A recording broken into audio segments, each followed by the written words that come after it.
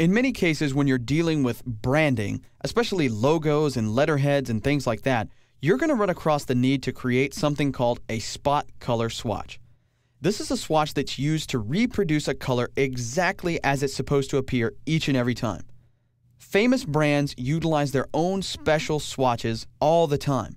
Stuff like Coca-Cola Red, Pepsi Blue.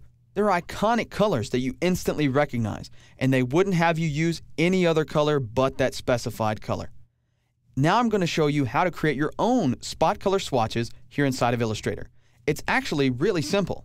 Once you have your colors like you like them, in this case I have this purple, the orange, and the gray, I'm going to add those to my swatches library, and then I'm going to turn them into spot colors. I'm going to go up to my window menu, and I'm going to bring back up my swatches panel, because I temporarily closed it.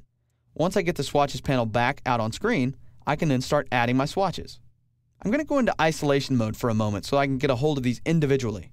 I'll double click, and then I'll select this gray color here. Once I have that done, I'm going to hit the new swatch button. It gives me a swatch name, and it indicates here that this is a grayscale color. I'm going to change this to a spot color. The name is indicating to me exactly what level of gray it actually is. In this case, I'm just going to call this Logo Gray, and I'll hit OK. You'll notice as soon as I do that, a new swatch is added, and also there's a small dot in the bottom right-hand corner of that white triangle. This indicates that it's a spot color because it's given it a little spot. Same holds true for this A right here. I can create a new swatch, change it from a process color to a spot color. You'll notice as soon as you change from process color to spot color, Global automatically becomes checked and is grayed out so you cannot turn it off.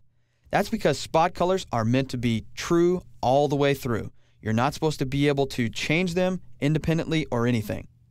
If anything's using the spot color throughout the document, or that spot color is updated at any time, the global aspect is applied. Once I have that set, I'll name this Logo Orange, hit OK.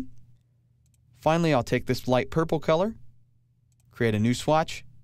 I'll go ahead and call it Logo Purple and change it to a spot color. Again, global is applied, and I'll hit OK. Now, for the text at the bottom, you'll notice it's currently still using the process value for this. I need to go ahead and switch that over to this Logo Gray because this is going to be a 3-color spot logo. So everything needs to be using one of these 3 colors.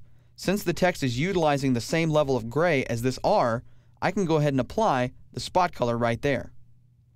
Remember, these are global, so at any time during the branding process, if we happen to come in and make a change to this orange color in the middle, I can just come to the spot color, double-click to edit it. Let's say we needed to make it just a little bit more orange. I'll drag the magenta slider up a little bit. Let's move this over, hit preview, and you can see that it makes that change for me. Let's back that down just a little and hit OK.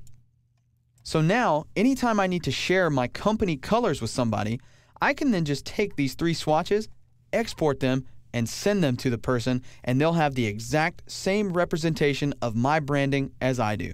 That's the beauty of spot colors and a great way to keep your message consistent across all printed products.